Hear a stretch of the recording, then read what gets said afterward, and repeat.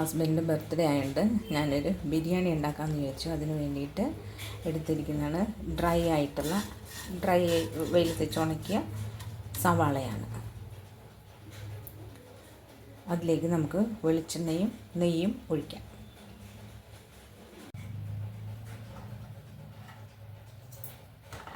അതിനായിട്ട് സ്റ്റവ്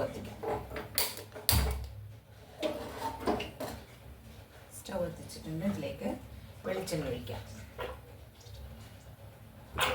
നന്നായിട്ട് പുറത്ത് പോരേണ്ടതുകൊണ്ട് കുറച്ചധികം വെളിച്ചെണ്ണ ഇടണം.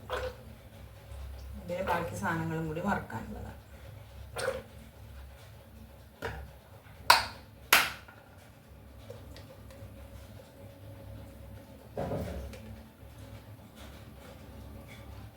ഇതിലേക്ക് ഒരു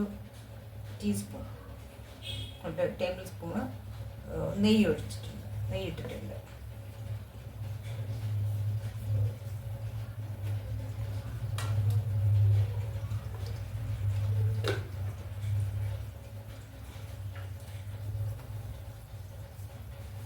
നന്നായി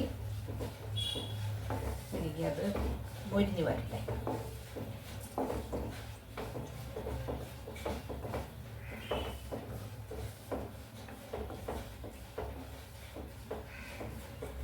ഇത് ഉണക്കി വെച്ചിരിക്കുന്ന സവാള ആയതുകൊണ്ടേ പെട്ടെന്ന് അങ്ങ് മൊരിയും. നമുക്ക് അധികം നേരം വെയിറ്റ് ചെയ്യേണ്ടി വരില്ല.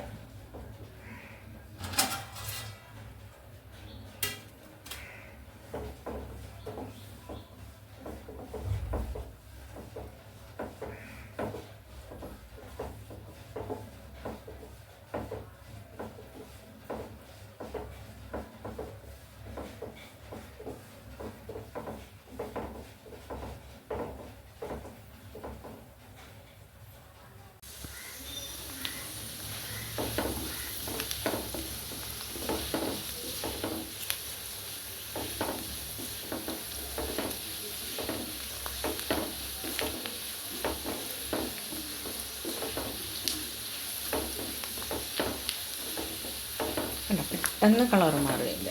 നോക്കി നിൽക്കലേ അങ്ങോട്ട് മാറും. അപ്പോൾ തീ നന്നായിട്ട് കുറക്കും.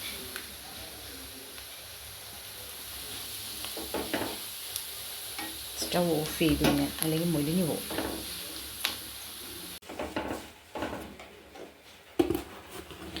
ഇതിലേക്ക് ഞാൻ കുറച്ച് പഞ്ചസാര ചേർക്കുന്നുണ്ട്. സവാളയ്ക്ക് ഒരു ക്രിസ്പി ആവാനായിട്ട്. ഇപ്പോൾ പൊടിച്ച് മിക്സ് ചെയ്ത് ചേർക്കാൻ നല്ല ഇതാണ്. ബിരിയാണിയുടെ മീതെ വെതറുമ്പോൾ പൊടിച്ച് ചേർക്കാൻ പറ്റും നന്നായിട്ട്. അതിന് പഞ്ചസാര ഇടണം, അല്ലെങ്കിൽ അതുപോലെ പൊടിച്ച് ചേർക്കാൻ പറ്റില്ല. കാരമലൈസ്ഡ് സവാള ഇട്ടിരുന്നു. ഇത് ചൂടാറി വരും തോറും സവാള നല്ല മുരുമുരാന്നിരിക്കും. കൈ കൊണ്ട് ഇങ്ങനെ ഞെരടിക്കഴിഞ്ഞാൽ നന്നായിട്ട് പൊടിഞ്ഞ് കിട്ടും. അടുത്തതായി നമുക്ക് വേപ്പില വറുക്കാം.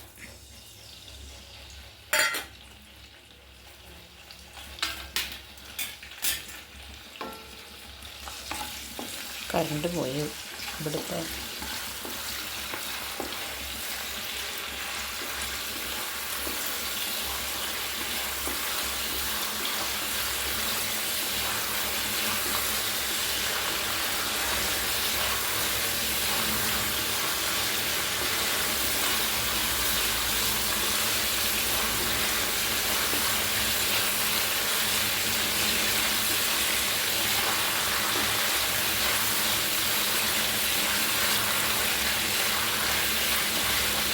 അത് വറുത്ത് കോരി സവാളയുടെ കൂടെ മാറ്റാം. അടുത്തതായി നമുക്ക് കശുവണ്ടി വറുക്കാം.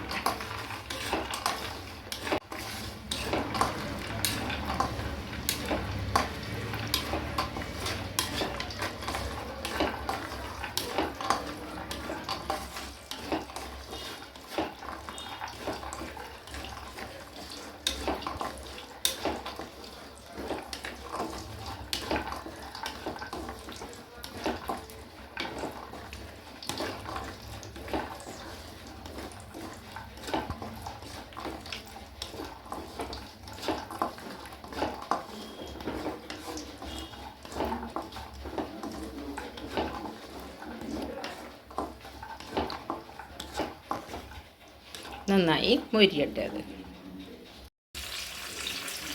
അടുത്തതായി നമുക്ക് മുന്തിരി വറുക്കാം. മുന്തിരി നേരിയ തീയിൽ വറുത്താൽ മതി കേട്ടോ. ഈ കശുവണ്ടിയും മുന്തിരിയൊക്കെ ചെറിയ തീയിൽ മതി, പെട്ടെന്ന് മൊരിയണം.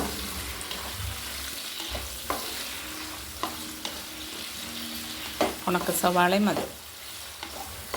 നമ്മൾ നോക്കി നിൽക്കയിൽ അങ്ങ് മൊരിയണം. ഗ്യാസ് ലാഭം, സമയ ലാഭം എല്ലാം. മഴക്കാലത്ത് പറ്റും, ഫ്രിഡ്ജിൽ അരിഞ്ഞ് വെച്ചാലും ഉണങ്ങി കിട്ടും, കളർ പോലും അതിൻ്റെ മാറില്ല. പക്ഷെ വൈറ്റമിൻ ഡി കിട്ടണമെങ്കിൽ നമുക്ക് പേപ്പറിൽ പൊതിഞ്ഞ് വെക്കണം കേട്ടോ. കയറുന്ന വിധത്തിൽ വെച്ചാൽ മാത്രമേ അതുപോലെ വേഗം ഉണങ്ങി കിട്ടുള്ളൂ. ഫ്രിഡ്ജിൽ വെച്ചാൽ വൈറ്റമിൻ ഡി കിട്ടണമെങ്കിൽ വെയിലത്ത് തന്നെ വെക്കണം.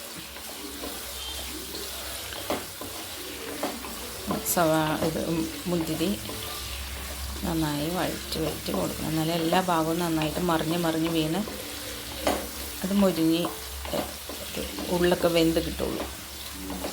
അത് വീർത്ത് ബോൾ പോലെ വരും. അപ്പം നമുക്ക് സ്റ്റവ് ഓഫ് ചെയ്ത് വാരി വെക്കാം.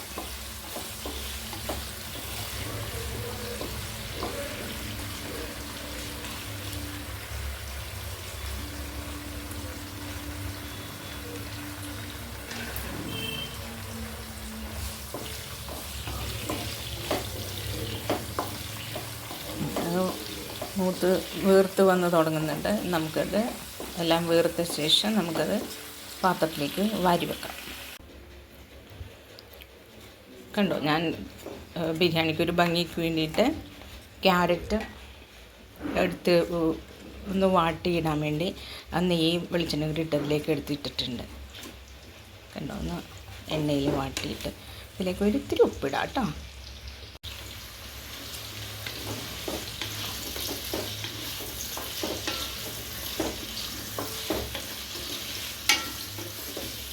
ഉണ്ടോ, നല്ല പൂ പോലെ ഞാനിങ്ങനെ കട്ട് ചെയ്തിട്ടുണ്ട്. അപ്പോൾ അതിങ്ങനെ കിടക്കണ കാണുമ്പോഴത്തേക്കും ഇഷ്ടൂന് ഇടുമ്പോൾ ഞാനിങ്ങനെയാണ് കട്ട് ചെയ്യാറ്. ഇങ്ങനെ കട്ട് ചെയ്തിട്ട് കഴിയുമ്പോഴത്തേക്കും നല്ലൊരു ഭംഗിയുണ്ടാവും. ക്യാരറ്റ് കിട്ടുന്ന ആളുകൾക്ക് കഴിക്കാനൊരു ഇഷ്ടമുണ്ടാവും. ഇത് നന്നായിട്ട് വഴറ്റി ഇതിൻ്റെ കൂടെ കുറച്ച് കുരുമുളക് പൊടിച്ചിടാം കേട്ടോ. ഇപ്പം ഉപ്പും മാത്രമല്ല, ഇച്ചിരി മഞ്ഞൾപ്പൊടിയും കുരുമുളകും കൂടി ഇടാം ഇതിലേക്ക്. ഞാനത് കുരുമുളക് പൊടിച്ച് വെച്ചിട്ടില്ല, എന്നാലും ഞാൻ പൊടിക്കട്ടെ. കുരുമുളകും മഞ്ഞൾപ്പൊടി ഇട്ടിട്ടുണ്ട്. അതിട്ടാൽ കുറച്ചും കൂടി നല്ലതാണ്. അതിട്ട് നന്നായിട്ട് വാട്ടിയെടുക്കാം. ഒരു 3/4 വേവായി കിട്ടിയാൽ മതി. എണ്ണയിലിടുന്നതുകൊണ്ട് ഇത് ഉടഞ്ഞ് പൊടിഞ്ഞു പോവില്ല. കണ്ടോ, ഞാനിവിടെ ബിരിയാണിയുടെ മീതെ വെതറാനായിട്ട് എടുത്തു വെച്ചിരിക്കുന്ന സാധനങ്ങളൊന്ന് കാണിക്കാം. കശുവണ്ടി കിസ്മിസ്, വേപ്പില വറുത്തത്, പുതിനയില കട്ട് ചെയ്ത് വെച്ചേക്കുവാണ് പച്ച, പിന്നെ സവാള വറുത്തത്, ക്യാരറ്റ് എണ്ണയിൽ കുരുമുളക് മഞ്ഞൾപ്പൊടി ഉപ്പും കൂടി ഇട്ട് ഒന്ന് വാട്ടി വെച്ചതാണേ. ഇത്രയുമാണ് ഞാൻ അതിൻ്റെ മീതെ അലങ്കരിക്കാനായിട്ട് എടുത്തു വെച്ചിരിക്കുന്നത്. ഇതിന് മീതെ കുറച്ച് ഗരം മസാല ഒന്ന് വിതറാം.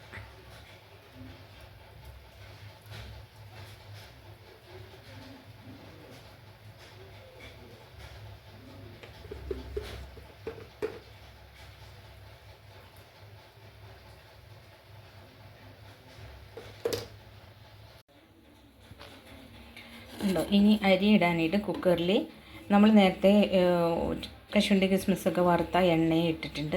അതുകൂടാതെ കുറച്ച് എണ്ണയല്ല, നെയ്യും വെളിച്ചെണ്ണ കൂടി ചേർത്ത ആ ബാക്കി വന്ന ഓയിലിട്ടു. പിന്നെ അതുകൂടാതെ കുറച്ച് നെയ്യ് ഇട്ടിട്ടുണ്ട്, രമ്പയിൽ ഇട്ടിട്ടുണ്ട്, ഇഞ്ചി ചതച്ചത്, വെളുത്തുള്ളി ചതച്ചത്, കുരുമുളക് ചതച്ചത്, ഇത്രയും ഇട്ടിട്ടുണ്ട്. ഇതിലേക്ക് പെരുംജീരകം, ഏലക്ക, കറുവാപ്പട്ട, കറിയാമ്പ് ചതച്ചതും ഇട്ടിട്ടുണ്ട് കേട്ടോ. ഇതിലേക്ക് കറിയാമ്പ് ഇതൊന്ന് മൂപ്പിച്ച ശേഷം നമുക്ക് അരി കൂടെ ഇടാം. കഴുകി വാരി വെച്ചിരിക്കുന്ന അരി ഇടാം ഇതിലേക്ക്. മൂത്ത ശേഷം അരി ഇട്ടിട്ടുണ്ട്. ഇതിനെ നമുക്കൊന്ന് ഇളക്കി കൊടുക്കാം. ആ എണ്ണയിലൊന്ന് ചൂടായേക്കാം.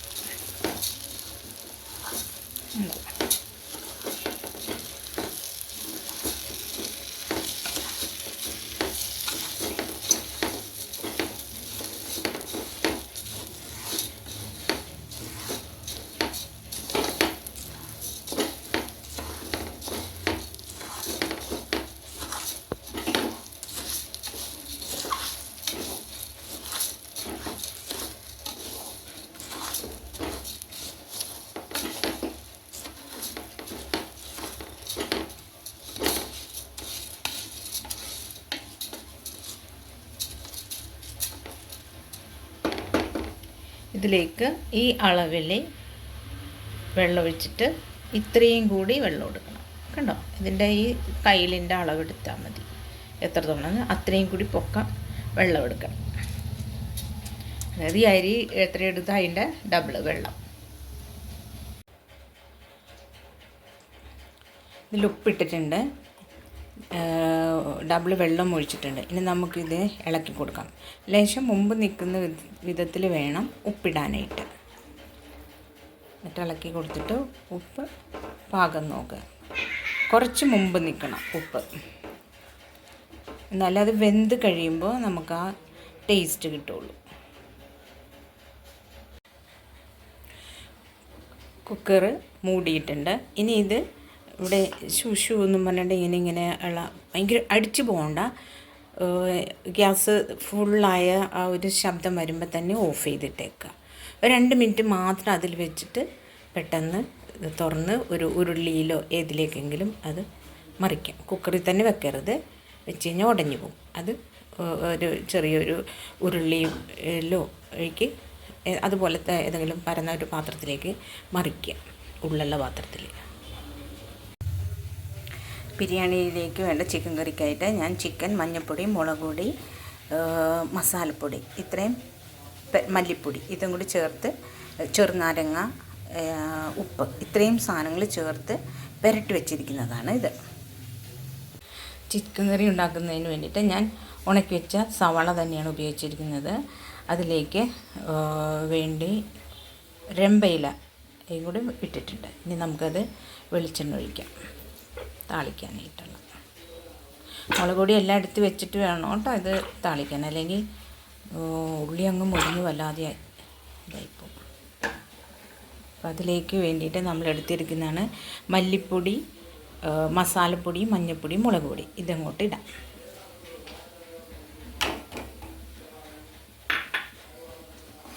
നമുക്ക് വഴറ്റാം.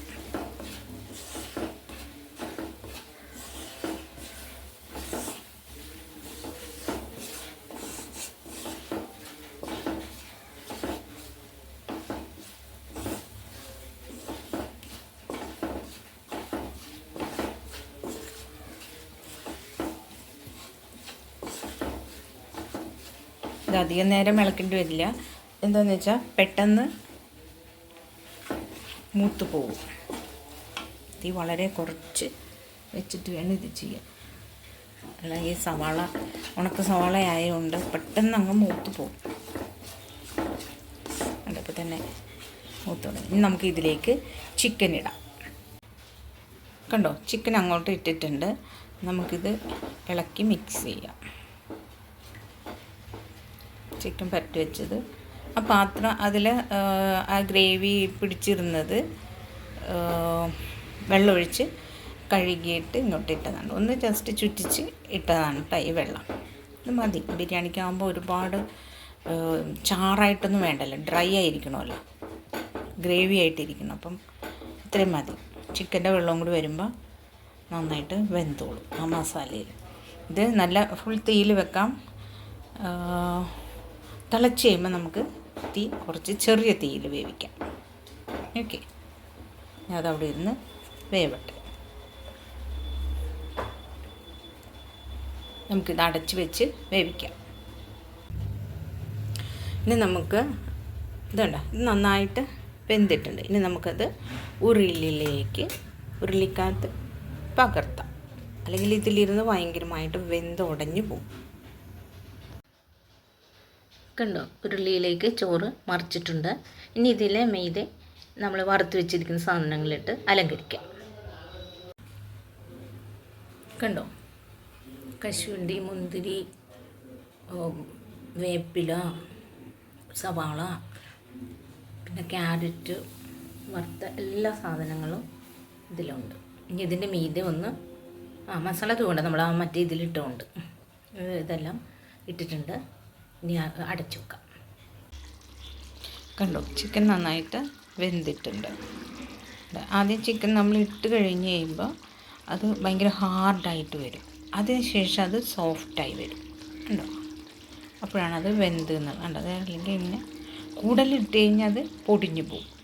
നാരങ്ങയൊക്കെ ഉള്ളതുകൊണ്ട് അത്ര അങ്ങനെ പൊടിഞ്ഞു പോവില്ല. എന്നാലും ആ സോഫ്റ്റായി വന്നു കഴിയുമ്പോൾ നമുക്ക് അതുപോലെ ഇതുപോലെ എണ്ണ തെളിഞ്ഞു വരും. കണ്ടോ, അത് വെന്തതിൻ്റെ അറിയാനുള്ള ഓരോ മാർഗങ്ങളാണ്. കണ്ടോ, ഇത് സാലഡ്. തക്കാളി, സവാള, മുളക്, പച്ചമുളക്, വേപ്പില, ആപ്പിൾ സിറ വിനീഗർ, ഉപ്പ്, ഇത്രയും മാത്രമേ ചേർത്തിട്ടുണ്ട്. നല്ല ടേസ്റ്റ് ഉണ്ട്. നന്നായിട്ട് കൈകൊണ്ട് ഞെരടി എടുക്കണം. അപ്പോഴാണ് അതിൻ്റെ ഇതൊക്കെ പിടിക്കുള്ളൂ, പുളിയും ഉപ്പൊക്കെ. ഇതാണ് സാലഡ്.